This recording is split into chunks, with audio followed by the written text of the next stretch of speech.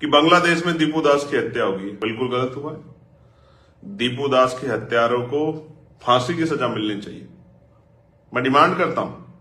लेकिन सवाल यही है, हमसे जवाब पूछने या देश के नागरिकों जवाब पूछने के बजाय आप लोग प्रधानमंत्री जी से क्यों नहीं जवाब मांगते? प्रधानमंत्री जी को जवाब देना चाहिए जब वो शेख हसीना जी को यहां जो है शरण देते हैं और वहां जो है दलितों को मारा जा रहा है या हिंदुओं को मारा जा रहा है, तो कर क्या रहे हैं प्रधानमंत्री जी? क्या है उनकी फॉरेन पॉलिसी? जिससे जवाब मांगना चाहिए उनके नाम पे चुप हो जाते हो। सरकार से जवाब मांगो, केंद्र सरकार से।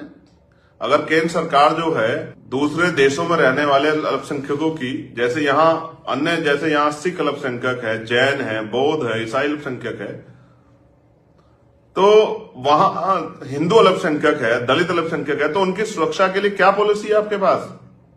कैसे संबंध है आपके पड़ोसी देशों से? इसका जवाब सरकार को देना चाहिए कि आपकी फॉरेन पॉलिसी जो है वो फेल है क्या?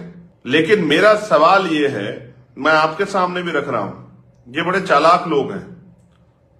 देश में, भारत में एनसीआरबी का डाटा कहता है कि लाखों महिलाओं के साथ रेप हत्याएं होती हैं। तो ये जो महिलाएं हैं, ये जो जिनके साथ हिंसा होती है, पुरुष हैं, बच्चे हैं, बच्चियां हैं, इनके लिए आपका कलेजा क्यों नहीं छलनी होता? क्योंकि आप जानते हैं ये सारी 99% घटनाएं SC, ST, OBC और माइनॉरिटी के परिवारों के साथ होती है।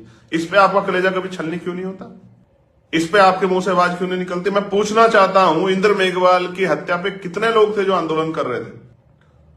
एक बच्चे को जहां मटकी छूने पे मार दिया गया था, क्यों किसी के आंसू नहीं निकले? क्यों किसी का सीना छलनी नहीं हुआ? क्यों भीम आर्मी अकेला संगठन खड़ा था वहां लड़ने के लिए? क्यों वो दलित नहीं था? वो इस देश का बेटा नहीं था? वो किसी की मां की कोख से उसने जन्म नहीं लिया था? लेकिन यहां तुम्हारी चुप्पी क्यों हो जाती है?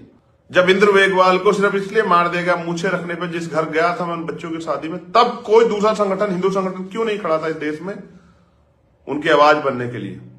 जब वहां कुशवाहा जी को, पिछड़े समाज के मेरे भाई को थूक चटवाया गया था, जब चोटी काट दी गई थी इटावा में व्यास पीठ पे बैठ के कथा, तब आपका खून क्यों नहीं खोला?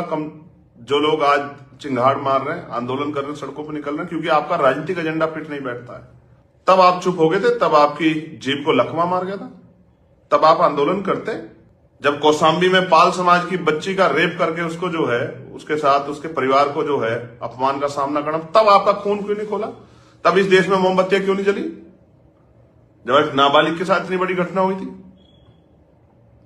जब हाथरस की बेटी के साथ अन्याय हुआ था और उसकी कोर्ट का फैसला था, तब तुम्हारी जो है कलमें क्यों सूख गई थी? आज भी उसका परिवार डर के साए में रहता है। मुख्यमंत्री जो वादा किया था नौकरी देंगे, घर देंगे, क्यों नहीं दिया? तब आपकी कलम क्यों सूख जाती है? तब आपके